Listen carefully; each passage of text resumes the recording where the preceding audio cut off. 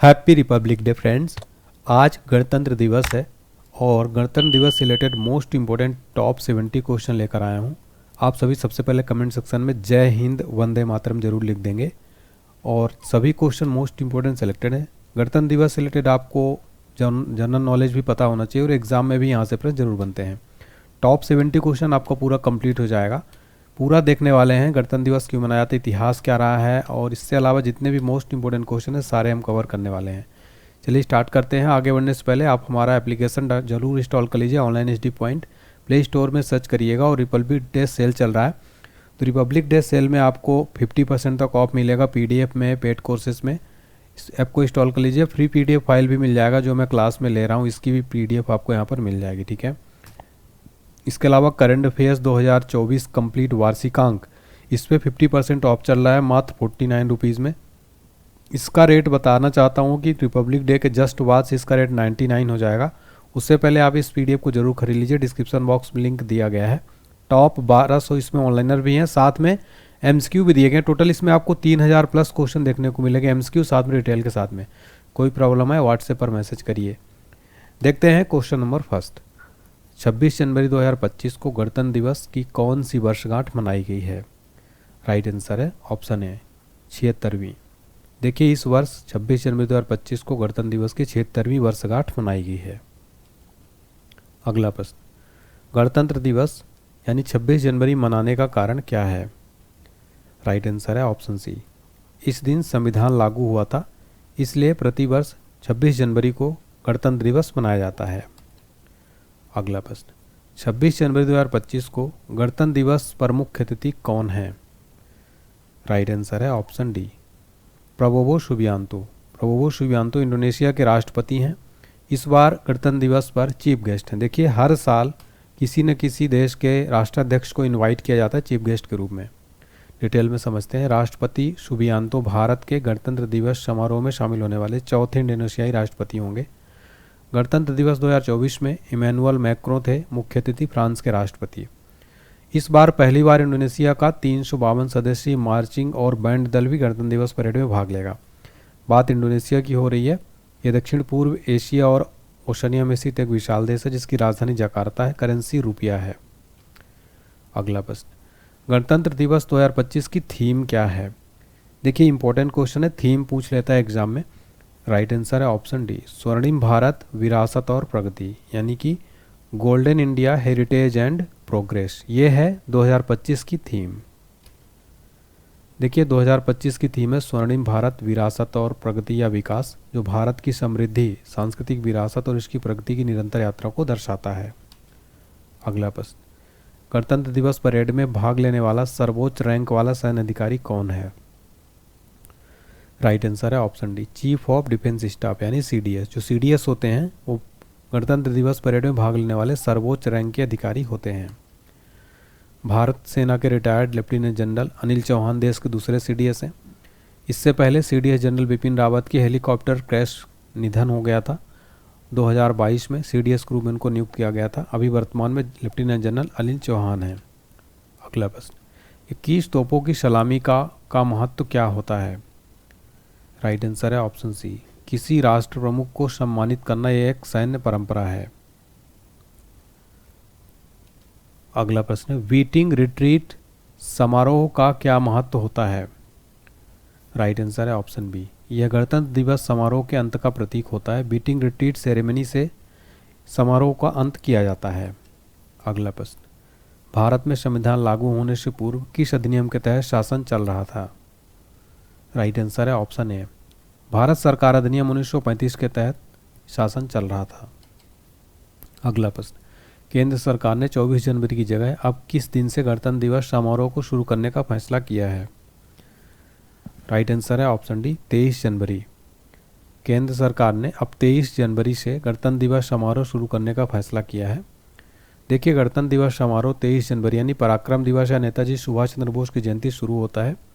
2022 से पहले भारतीय गणतंत्र दिवस समारोह 24 जनवरी शुरू होता था, लेकिन 2022 में सरकार ने नेताजी की जयंती को गणतंत्र दिवस के भाग के रूप में शामिल करते हुए गणतंत्र दिवस समारोह को 23 जनवरी पर कर दिया। अगला प्रश्न, गणतंत्र दिवस परेड 2025 कहाँ पर हुई है? राइट आंसर है ऑप्शन ए कर्तव्य पथ। गणतंत्र दिवस परेड 2025 कर्तव्य पथ पर हुई। कर्तव्य पथ का पुराना नाम था राजपथ। पहली परेड 1955 में आयोजित की गई थी। अगला प्रश्न, भारत में गणतंत्र की स्थापना कब हुई थी? राइट आंसर है ऑप्शन ए 26 जनवरी 1950 को। भारत में गणतंत्र की स्थापना 26 जनवरी 1950 को हुई थी। अगला प्रश्न, भारतीय संविधान सभा द्वारा संविधान को कब अपनाया गया था? राइट आंसर है ऑप्शन ए 26 नवंबर 1949 को। संविधान सभा द्वारा संविधान को 26 नवंबर 1949 को अपनाया गया था। अगला प्रश्न, भारत का संविधान बनने में कितना समय लगा था? राइट आंसर है ऑप्शन डी 2 वर्ष 11 माह 18 दिन। 2 वर्ष 11 माह 18 दिन संविधान बनने में समय लगा था। अगला प्रश्न, गणतंत्र दिवस यानी 26 जनवरी पर भारत का ध्वजारोहण कौन करते हैं? राइट आंसर है ऑप्शन है भारत के राष्ट्रपति। गणतंत्र दिवस यानी 26 जनवरी पर भारत का ध्वजारोहण भारत के राष्ट्रपति करते हैं। अगला प्रश्न, भारतीय संविधान में गणतंत्रात्मक व्यवस्था किस देश से ली गई है? राइट आंसर है ऑप्शन सी फ्रांस। देखिए फ्रेंड्स, भारतीय संविधान में गणतंत्रात्मक व्यवस्था फ्रांस देश के संविधान से ली गई है। अगला प्रश्न है, पहला गणतंत्र दिवस कब मनाया गया था? राइट आंसर है ऑप्शन ए 26 जनवरी 1950 को। पहला गणतंत्र दिवस 26 जनवरी 1950 को मनाया गया था।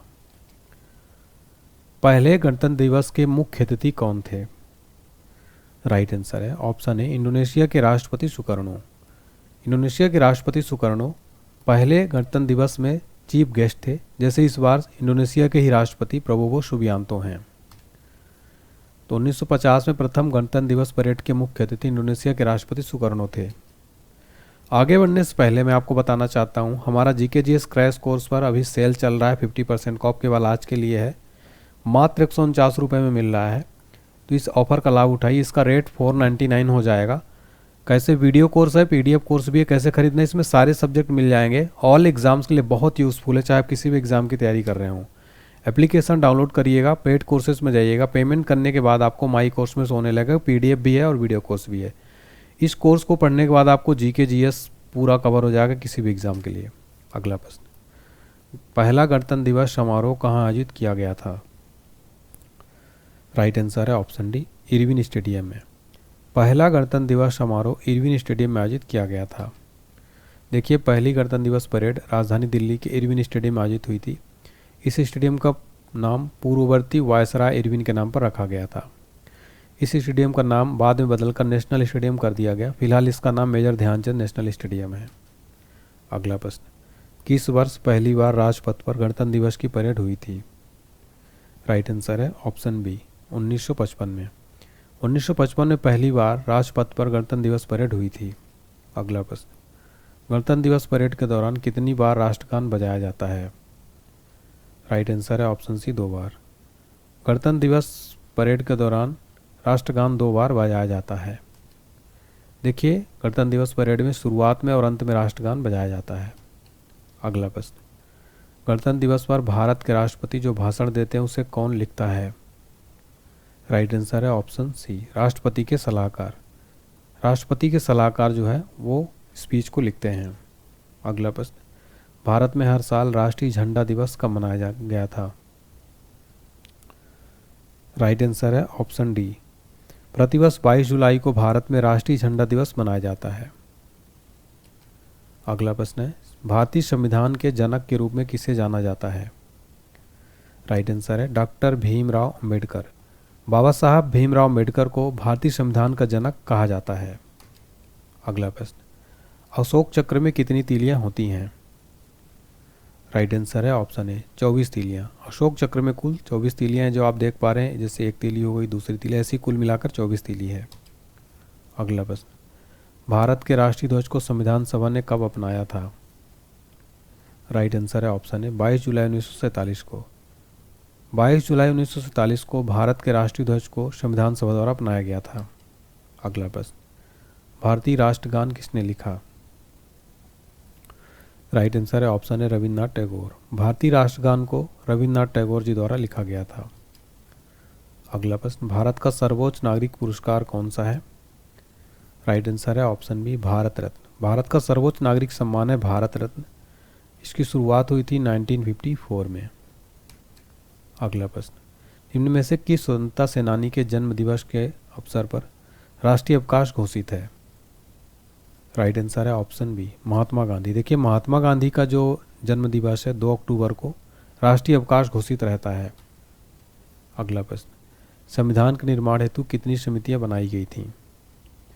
राइट आंसर है ऑप्शन डी, 22। संविधान के निर्माण हेतु कुल 22 समितियों का निर्माण किया गया था। अगला प्रश्न, संविधान के निर्माण हेतु बनाई गई 22 समितियों में से कौन सी समिति प्रमुख थी? राइट आंसर है ऑप्शन सी, प्रारूप समिति। प्रारूप समिति सबसे प्रमुख समिति थी 22 समितियों में। अगला प्रश्न है, प्रारूप समिति के अध्यक्ष निम्न में से कौन थे? राइट आंसर है ऑप्शन है डॉक्टर भीमराव अम्बेडकर। प्रारूप समिति के अध्यक्ष थे डॉक्टर भीमराव अम्बेडकर। अगला प्रश्न, जिस दिन यानी 26 नवंबर संविधान अपनाया गया था वह दिन किस रूप में मनाया जाता है? राइट आंसर है ऑप्शन ए, संविधान दिवस के रूप में। कॉन्स्टिट्यूशन डे के रूप में मनाया जाता है 26 नवंबर को, इसी दिन संविधान को अपनाया गया था। अगला प्रश्न, संविधान लागू करने के लिए 26 जनवरी का दिन चुने जाने का क्या कारण था? राइट आंसर है ऑप्शन ए, इस दिन वर्ष 1930 में कांग्रेस ने पूर्ण स्वराज की घोषणा की थी। अगला प्रश्न, जिस समय भारत का गणतंत्र लागू हुआ उस समय भारत के राष्ट्रपति कौन थे? राइट आंसर है ऑप्शन है डॉक्टर राजेंद्र प्रसाद। डॉक्टर राजेंद्र प्रसाद भारत के राष्ट्रपति थे जब भारत का संविधान लागू हुआ। अगला प्रश्न है, भारतीय राष्ट्रीय ध्वज का डिजाइन किसने तैयार किया था? राइट आंसर है ऑप्शन सी, पिंगली वेंकैया। भारतीय राष्ट्रीय ध्वज का डिजाइन पिंगली वेंकैया द्वारा तैयार किया गया था। अगला प्रश्न, भारतीय संविधान का निर्माता किसे माना जाता है? राइट आंसर है ऑप्शन बी, भीमराव अम्बेडकर। भारतीय संविधान के निर्माता बाबा साहब भीमराव अम्बेडकर को माना जाता है। अगला प्रश्न, भारत के तिरंगे झंडे में चरखे की जगह चक्र कब अस्तित्व में आया? राइट आंसर है ऑप्शन सी, 22 जुलाई 1947 को। देखिए फ्रेंड्स, आप देख पा रहे हैं फोटो में, पहले तिरंगे में चरखा था लेकिन चरखे की जगह चक्र लगाया गया 22 जुलाई 1947 को। अगला प्रश्न, भारत के राष्ट्रीय ध्वज की लंबाई और चौड़ाई का अनुपात कितना होता है? राइट आंसर है ऑप्शन है 3:2। भारत के राष्ट्रीय ध्वज की लंबाई चौड़ाई का अनुपात 3:2 होता है। राष्ट्रीय ध्वज पर बने चक्र को क्या कहते हैं?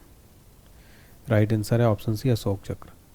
राष्ट्रीय ध्वज पर बने चक्र को अशोक चक्र यानी धर्म चक्र भी कहा जाता है, या आप फोटो में देख सकते हैं। अगला प्रश्न, भारत के राष्ट्रीय ध्वज पर बने चक्र को कहां से लिया गया है? राइट आंसर है ऑप्शन सी, सारनाथ अशोक स्तंभ। भारत के राष्ट्रीय ध्वज पर बने चक्र को सारनाथ अशोक स्तंभ से लिया गया है। अगला प्रश्न, सुप्रीम कोर्ट ने किस अनुच्छेद के तहत ध्वज फहराने के अधिकार को मौलिक अधिकार के रूप में घोषित किया था? राइट आंसर है ऑप्शन बी, अनुच्छेद 19A।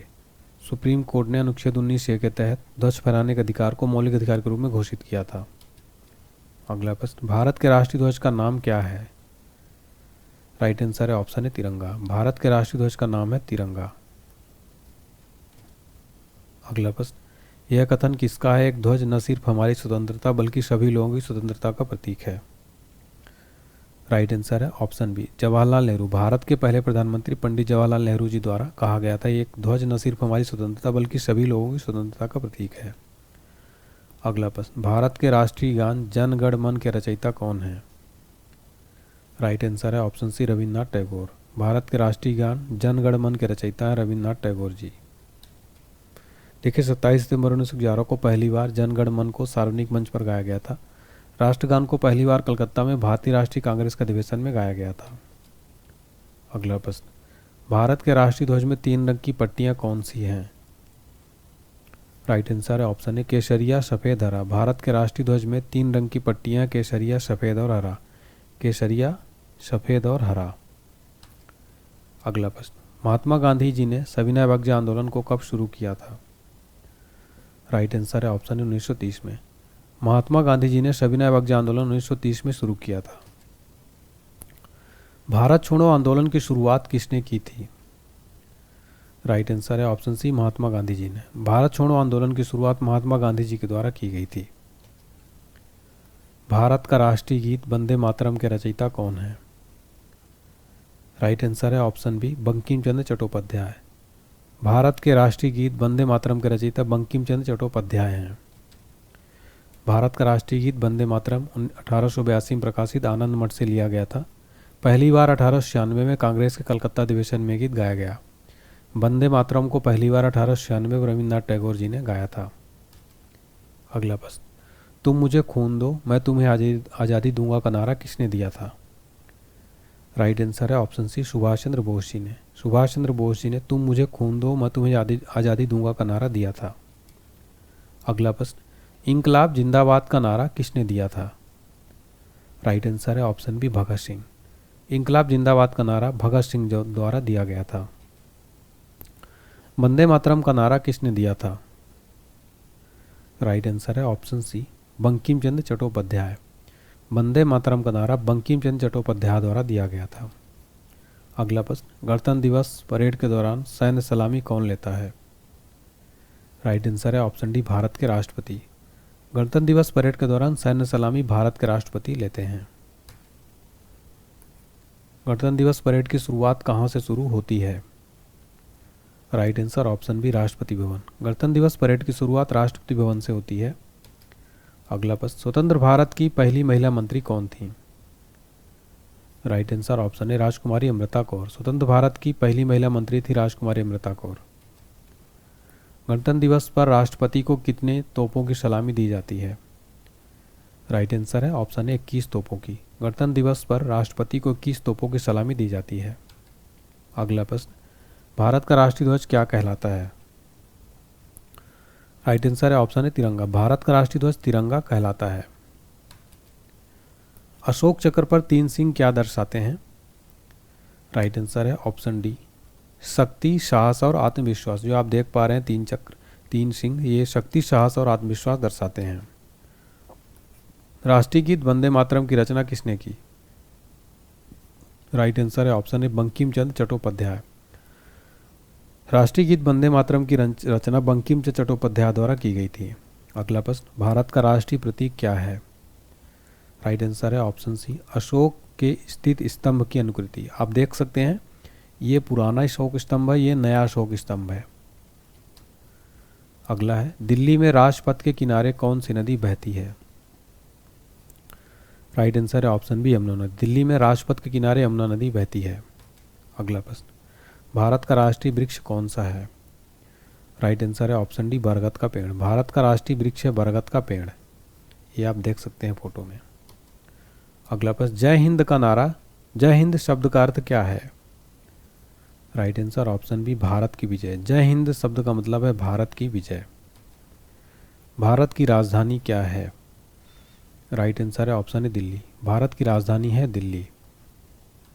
अगला प्रश्न, भारत में पहला गणतंत्र दिवस कब मनाया गया था? राइट आंसर है ऑप्शन बी, 1950 में। भारत में पहला गणतंत्र दिवस 1950 में मनाया गया था। भारत के पहले राष्ट्रपति कौन थे? राइट आंसर है option B, doctor Rajendra Prasad Bharat के पहले प्रेसिडेंट थे। किस देश का संविधान सबसे लंबा लिखा गया है? राइट आंसर है ऑप्शन है, भारत का। भारत का संविधान सबसे लंबा लिखा गया है। भारत का पहला राष्ट्रपति कौन था? राइट आंसर है option C, doctor Rajendra Prasad Bharat के प्रथम राष्ट्रपति थे। भारतीय झंडे में सफेद रंग का क्या मतलब है? राइट आंसर है ऑप्शन बी, शांति और सत्य का प्रतीक। भारतीय झंडे में सफेद रंग का मतलब है शांति और सत्य का प्रतीक। तो यहाँ पर हमने फ्रेंड्स कंप्लीट 68 क्वेश्चन देख लिए। उम्मीद करता हूँ आपको क्लास पसंद आई होगी। आगे बढ़ने से पहले हमारा रिपब्लिक डे सेल चल रहा है। जीके जीएस क्रैश कोर्स मात्र 149 रुपये में। इतने कम में बुक भी नहीं मिलती आपको। इसका रेट 499 हो जाएगा या 999 भी हो सकता है। वीडियो कोर्स से साथ ही पीडीएफ भी मिलेगा। इसको खरीदने के लिए एप्लीकेशन डाउनलोड कर लीजिए online HD point play store से। पेड कोर्स में जाइएगा, पेमेंट करने के बाद आपको माई कोर्स में वीडियो और पीडीएफ दोनों शो होगा। इसके अलावा इंग्लिश मीडियम बच्चों के लिए नया चैनल सब्सक्राइब कर लीजिए। Telegram channel, WhatsApp channel, Instagram पर ज्वाइन कर सकते हैं। आपके लिए क्विज का क्वेश्चन है, बताना है आपको, वीडियो रोक कर बताइए 26 जनवरी 2025 को गणतंत्र दिवस की कौन सी वर्षगांठ मनाई गई है। इसका आंसर आप सभी कमेंट सेक्शन में जरूर देखना है। अगर आपको लगता है कि हमने मेहनत की है तो प्लीज़ वीडियो लाइक करें, इस वीडियो को शेयर करें, चैनल को सब्सक्राइब करके बेल आइकन जरूर प्रेस करें। कमेंट सेक्शन में एक प्यारा सा फीडबैक जरूर लिखिए और सभी लोग जय हिंद जरूर लिखेंगे। Thank you so much.